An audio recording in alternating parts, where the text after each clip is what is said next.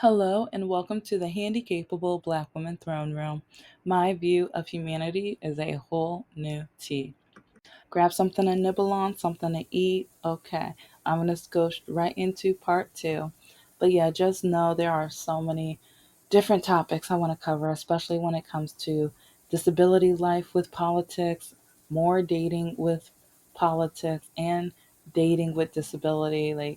So crisscross with all of that stuff and current events and then disability current events because I know I mentioned a couple things that have happened over the last 2 or 3 weeks and I haven't gotten to them yet. I know trying to write a novel, trying to you do not know all the paperwork with especially when you were born with a disability. So much of this should have been done years and years ago, but doctors ignored me. And if you feel like a doctor is either mistreating you, lying to you, or telling you it's all in your head, go to a different doctor. I try to, but listen back to the episodes because yeah, it's like when you're threatened to be punished if you try to change doctors and when your doctor puts you down to the point where you get emotional in the doctor's office because they're saying you're stupid and that's why you're not walking right and they're blaming you and telling you it's your fault to the point where you start hating yourself and thinking you're despicable, awful, worthless, and you should have never been born because of something that your mother told you. Yeah, that's the extent where it got. And that's one reason why I ended up dating such terrible men. I thought I was worthless. It's like I worked so hard so I could be top shelf material, but I still felt worthless.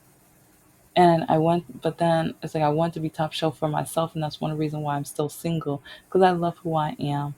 Okay, I just finished it was 5 to 10 minutes before the interview was over, and I think the doorbell rang or whatever.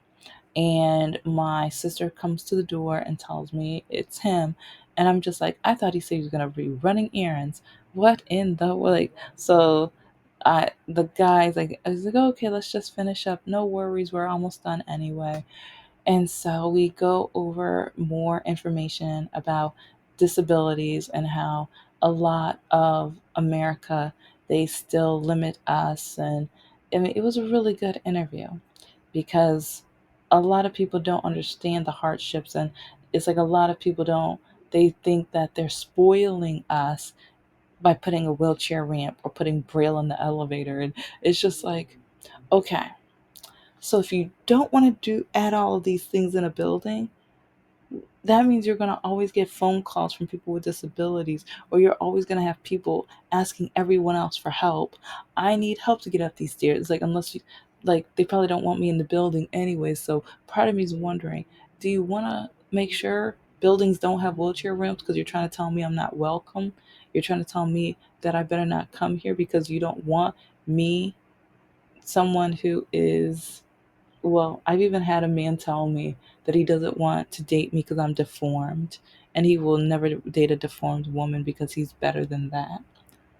And that's another reason why, like, with everything I've worked on, I am the best woman I can be. I am the type of woman I want to be. And a lot of these men try to either change me or devalue me or tell me that I'm worthless and everything like that, and or tell me that I'm stupid because I didn't follow their roadmap. But then a lot of them who do have kids by other women, yeah, yeah, yeah. I've already talked about a lot of this and other, but I just think it's really funny how then they tell me that I'm stupid because I never got married and I don't have kids. And they do have kids by one, two, or three different women, but then they never married them, or they did marry them and it didn't work out and stuff. But then when I kind of bring that up to them, they get frustrated. They get upset. They're mad. They're like, don't talk to me. Leave me alone. You're stupid. I'm like, I'm not stupid enough to catch that.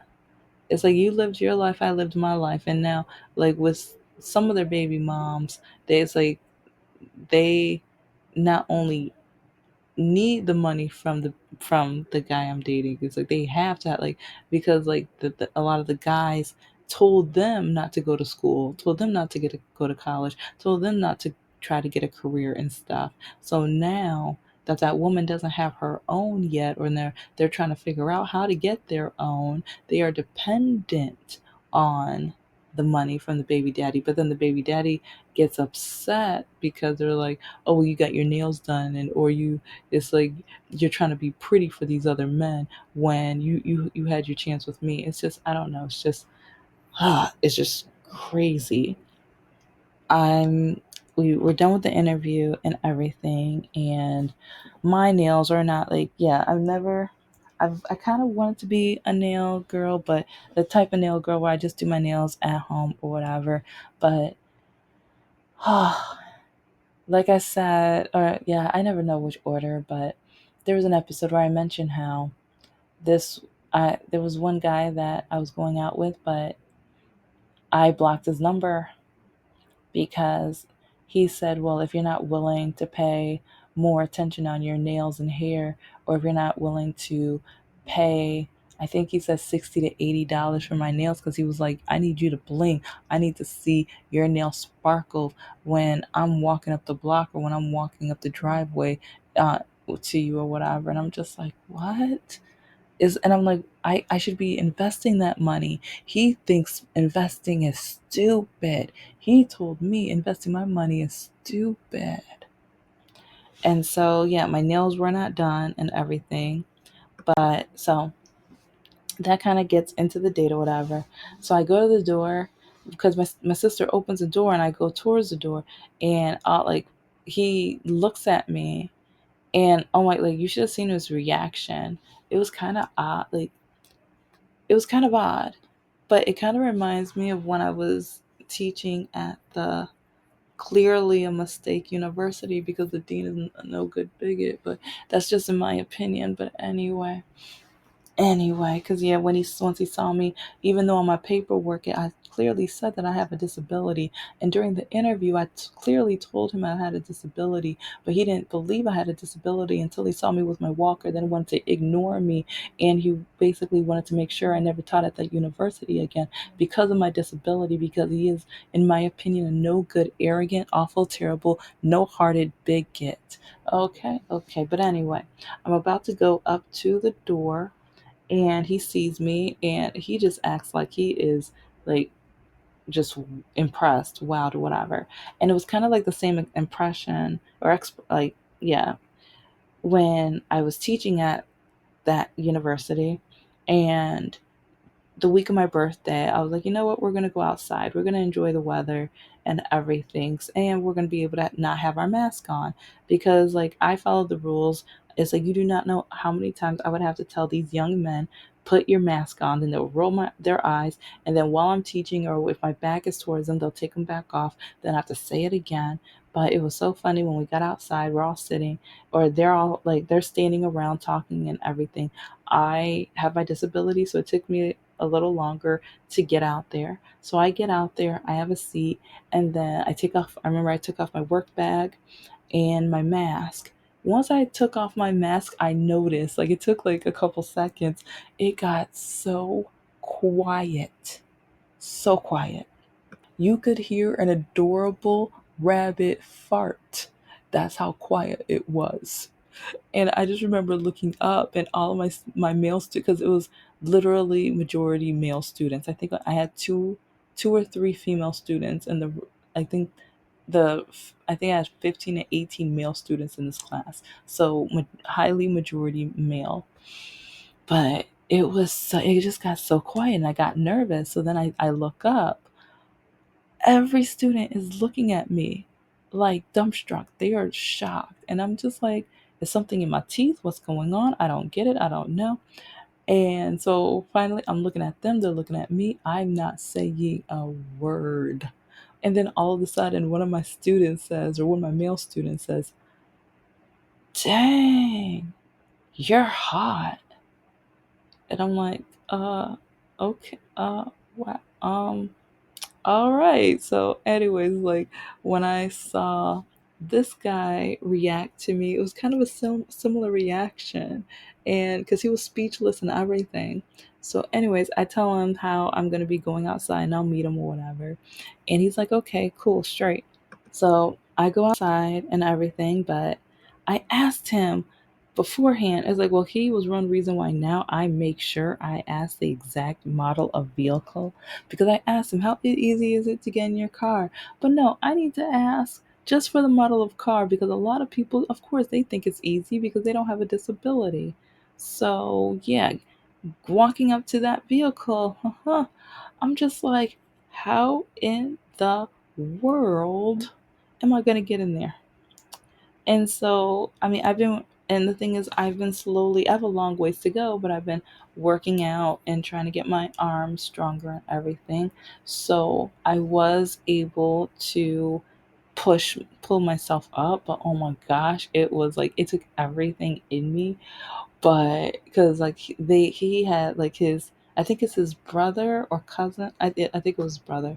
It's like his truck is so high and big and everything. So I finally get in, and so we were supposed to go out for dinner.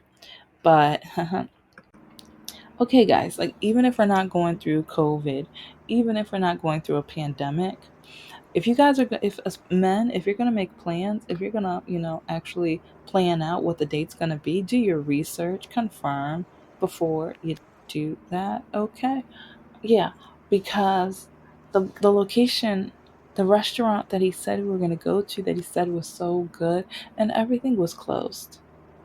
It was closed. Yeah. And so the next thing we know, we're in the vehicle and they're trying to figure out where we can eat. And so I'm taking out my phone. I'm trying to think of options. And so then uh, I I forgot which one, but they were like, oh, I was like, now you're bougie. Now you're, and I'm like, what is bougie with going on Google Maps, going to look up a restaurant? Why is that bougie? And especially, I'm not from this city, so it's like at least I was trying to help her. At least I was trying to help because so we're not just sitting in a truck in the middle of a parking lot. But anyways, they're like, okay, let's just go to Wendy's, and I'm like, okay, yeah, whatever, cool. Let's go to one. Like so, they end up going to Wendy's or whatever, and we all order food. And so then we get to the house, and it's like, if you have a disability or if you're going to be dating someone with a disability, listen to the person's questions. Listen to maybe the issues or the situations that might come forward, so maybe you can prepare or prepare them for, in case, like, you never know what gadgets or whatever we may need that would help us to be independent. Because getting to the house, I see really, really high stairs, extremely high stairs. And I asked him about this, and he was like, "Oh, they're not that bad." And I was like, "Okay, what about? Do you have a side door? Because usually side doors, the stairs are a lot shorter and everything like that." So I'm thinking, okay, maybe we can just do that. But he was like, "Oh no, that's gonna go through. Like they have a roommate, I guess, and their room is right next to it, and they don't like noise or they don't like different interruptions." And I'm just like, okay, so now how am I going to? So he literally had to, like, because there's no handrails or there's nothing. And so I'm kind of embarrassed because I see neighbors on their block looking and staring. And it's like, especially I'm newly diagnosed, I'm still getting used to this and everything. So I'm like, okay, just don't look at the neighbors staring. Do not pay them any mind. Don't pay attention or whatever. So anyway, we manage to get up, and then we go into, like, I meet more of his family and also the pets. Oh my gosh, the animals were pretty cute. But, and I remember how his mom was just like, "You need to keep her. She's so polite. She's so pretty." It was like, "You normally just bring around these hood rats. I like her. Let's keep her." And I'm just like, okay, now you're making me feel like I'm a pet. It's like, I see your pets. I'm not a pet. Don't. But Anyway, it's like the conversation, like we're all talking and chatting and eating, whatever. And then some of his boys come through, and I just remember one of them sees my walker and they're just like, "What's that for?" I was like, "Oh, I have a disability." It's like, "You're too young. You're too pretty for them." That's when I was just like, mm. But that's my when Jerk pulls him to the side or whatever and like, yeah, like, yeah, dog, that's me. Like, don't do that. Like, and you can just kind of like hear the mumblings of it or whatever. But anyway, basically, yeah, we talked, we ate or whatever. But and then by later that night, got back into the vehicle, like since I had a vibe from him. So yeah, this is where the pet name thing comes from. It's like at first I didn't try, like I don't know him. I need to get to know him. And so like when it came to the vehicle, and especially at night, that's when my body is a little bit worn out, so a little weaker, whatever, which is why I'm working out, trying to gain the muscle, whatever. But it's like, because at first I was like, nope, you don't have to, like, to get at my house or whatever. I did it all by myself. But at night, when my body was weaker, he was like, "Oh well," it's like, "I know you don't want to," and I was just like, "I trust you, please." Just I was like, "Just please help me in the vehicle." And he kind of smiled. He was like, "Okay." He was like, "I just want to make sure you're comfortable." So, and I did appreciate that. So when it comes to being a gentleman, he had signs of being a gentleman. Because, like, some jerks do have good qualities, but jerks have been taught how to be jerks. And so, yeah, now we're going to get to the jerk part. And so, when it comes to, well, we continue talking on the phone and texting because after that he was texting me a lot more and messaging me and, "Oh my gosh, I can't believe I met such a beautiful woman," and all this other, like, "Oh, you're so great and so cool," and it's like, "Oh, I can't wait until our next date," and, "Oh, we're gonna hang out," and, "Oh, I want to do something really romantic with you," and, "Oh," it's like, "Oh," it's like, "I really want you to spend the night," and I'm just like, whoa, whoa, whoa, we just had one kind of like, and it was a group date and everything like that. So, and but okay, okay, he messaged me a lot like while he was working his jobs, but then I remember he was working one job, but then after what happened with his kids, it's like he quit that job and went to another job and started that job. And see, and this was a red flag, especially money wise. See, a lot of you guys, you're probably like, "Why is she bringing up all these politics things or whatever?" While I tell the story, you're going to see why things fit together and why I talk about some things in the intro. Yay. But it's just money wise, financial wise, things weren't clicking, things weren't coming together. And especially with, like, when he came to my house and stuff like that, like, I don't know. It just kind of seemed that it's like he was like, "What do you think I should do for this job? What do you think I should do?" It's like, "Oh, so money wise, how much do you think your man should have before A, B, and C?" And it's just, uh, I'm just like, I would just want him to have himself together. I don't have a money minimum and things. I now have that you have to have investments. I sure do. That's at least a sign that you have a better credit score. Or I know a lot of these farmers out here are going to be filing for bankruptcy. So yeah, that's a different story for a different day. But yeah, okay. So that, let's just say some people are learning their lessons about their bigotry in voting. Yay! But so when it comes to money and everything like that, it's like sometimes he would ask me questions or personal questions, or even ask me, like, or compare me to his baby mom. Well, my ex, she always asked me for money. She always did this, and it's like, "Oh, but I noticed your nails aren't done." It was like, "You want me to come by and, you give you some money so you can get your nails done?" It was like, I want a real feminine woman. I like, and a lot of men feel like only women can have their nails done, but then also, like, a woman is more feminine with her. I don't know. It's like, so it's like, I'm over the last week and a half, while I've been building on or working on one of my characters, I I was going through memory lane because I'm like, okay, what kind of relationship is she going to be in? Was she in? Especially, and how do they think of nails? And that's when I was really realized I've been through a lot of toxic relationships when it comes to these men or whatever, when it comes to nails and stuff, and especially their expectations of nails and how they feel that painted nails and done nails, artistic nails, makes you more feminine. But okay, so he was on the job one night and he was saying I was going to get my nails done and all this other stuff, and that he asked me to be his girlfriend.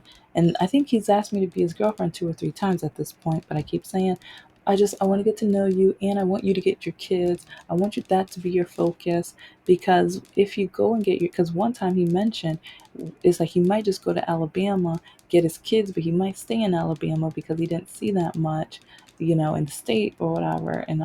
And so to me, I'm like, I'm not going to just date someone or have someone be my boyfriend, and I think they're going to not be around. And also with the financial situation and the job situation, like he doesn't know what he wants to do. He's flopping from job to job to job to job. And then he keeps trying to tell me what I need to do with my money, get my nails done or whatever. But there was like, and he kept trying to ask me to sleep with him and things like that. I'm just like, no, I don't know you, I don't know you, I don't know you. And so he decided to tell me his mini story time about how his boss keeps hitting on him and hinting that she wants him, and how she had his phone number, so she started sending him nude pictures of herself and stuff, and also body parts and things like that. And so he was like, well, if you don't date me, I'm gonna sleep with her. Got me all confused, because I don't if you think that's gonna be how you're gonna get me, you just lost me. If you think that you have to force me, or you have to antagonize me, blackmail me, and everything like that to get me so you can have my butt, no. That's disgusting. That's awful. And so when I told him, I'm like, oh, okay, so you're gonna sleep with your boss? Sleep with her. Oh, he got so mad. He got so mad. Cause I'm like, you're not gonna tell me that I have to sleep with you. No, that's not how. No, it's like in order to get me, you're gonna threaten me that you're gonna. It's either me or your boss. Okay, sleep with your boss. And he was like, oh, well, yeah, she did ask me for a ride home tonight. And I was like, oh, okay, so perfect. Yeah, but her husband.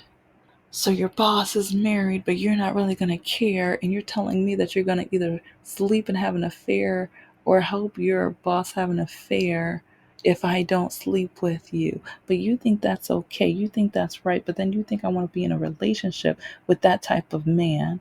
Because if you're going, that means you don't care if someone cheats that much or if you cheat that much. It's like, and you're just showing how you're willing to use women in any other way in order to get your way. You don't care. He did sleep with her, and he slept with her a few times, and he wanted to brag to me and tell me about it. And I told him no. I was like, okay, so I was like, we don't have to talk anymore. And especially once I stopped ignoring his text messages, this is when he went ballistic, and he was like, oh, I only bragged. I only told you, as I only texted you about it because I thought that would make you so mad that you had to have me. I thought that would convince you to have me. What? That you're not. Okay, this is gonna sound mean, but I don't care. You're nothing special. You're nothing special. Like, I'm not gonna fight for someone that's not that special to me. Again, I don't know him. And everything that I do know about him, he needs to fix his relationship with his kids, or get his kids, or the legal stuff. And when it comes to women, it's like he's basically gonna treat, like, sounds like he treats his pets better than he treats women, or at least when it comes to respect and, like, no, no, I don't know. It's like, so even though it's like he did have that nice moment where he's trying, and I mean, trying to help me get around, but it was only like kind of like the love bombing, but with the disability way. Bombing to the point where I think I can trust him. So then he wants me to trust him with my body and that. No, no. So about a year and a half later, he messages me telling me he's engaged. And I'm like, okay, yeah, cool, congratulations. And then I go back and I'm typing, I'm working on my, I think my fourth or fifth children's books or whatever. And then he's like, oh, well, yeah, this is her name. And he starts telling me everything about her. And I'm like, I don't know. I don't care. Like, why are you telling me about her? He was like, oh, well, I thought maybe that would make you want to fight for me. This fool still wants me to try to fight for him and he's engaged. He does not think anything of women. He does not think women are of value or smart or intelligent enough to know when to run. And that's one of the main things I'm trying to focus on because when you, while being black, a woman with a disability, I feel like I'm at the bottom of the totem pole or the pyramid when it comes to being dateable or being desired. And I keep bumping into men, especially conservative men, who are trying to tell me that politics doesn't matter, voting doesn't matter. It's like staying up to date with the news doesn't matter. And it's like, it doesn't matter because you're trying to keep me dumb so you can control me. But it's crazy how when men see me now diagnosed with my disability, they see me as prey. They see me as controllable. They see me as, oh, she'll be desperate enough because no one else is going to want her. She will be chasing me because she doesn't have that many options. And it's kind of frustrating and sad. And or men who, I am going to pretend that I like her. I am going to make her feel special. And then I'm going to leave her and drift off, even though they don't know that that game has been played on me so many times that I already know when it's going to happen. Isn't that right, Mark, the so-called security guard who, yeah, it's like he doesn't know that I realized that from the start, but part of me was, I was like, I knew at the beginning it's going to be love bombing, so it was going to be at least a free meal. Some people are going to say shame on me or I deserve it. I don't care. It's like once so many men try to play that game with me, or they try to, like, I'll, it's going to be another story, another tale, because I'm going to talk all about Mark, all, like, because he doesn't even know. When he told me that his phone was wet and that's why he couldn't use it, I was like, I'm not dumb. I already, it's like, I already, it's like right then and there, I already knew that he was going to try to ghost me soon. And at the end, I try to play it off like, okay, I just don't know any better. When you're ready to talk, you'll tell me. When even once, okay, it's a different story, but it's just crazy with how many men play these games, or especially they see my disability, so they say I'm pitiful, and they think, oh, she'll be easy, oh, I can treat her any old way because she's not really human. It's like on top of being a woman, it's like she's not worth it. And or I can, since I'm bored and or I can't get the woman I really desire, let me just play with her for a little bit. And it's annoying and irritating, but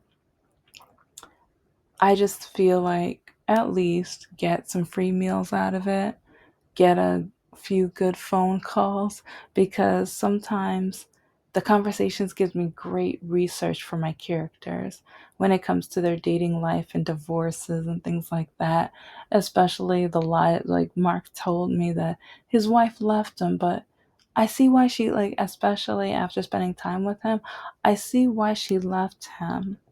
And a lot of the men who try to tell me, well, how the women, despise them or like so-called treated them wrong, when it's just like, I see why they did that. I don't blame, well, I partially don't blame them. Some of them are awful, but that's a different story for a different day. Thank you so much for listening to the Handicapable Black Woman Throne Room. I am a woman, I am of color, and I am handicapable. But most importantly, I am human and you're human too.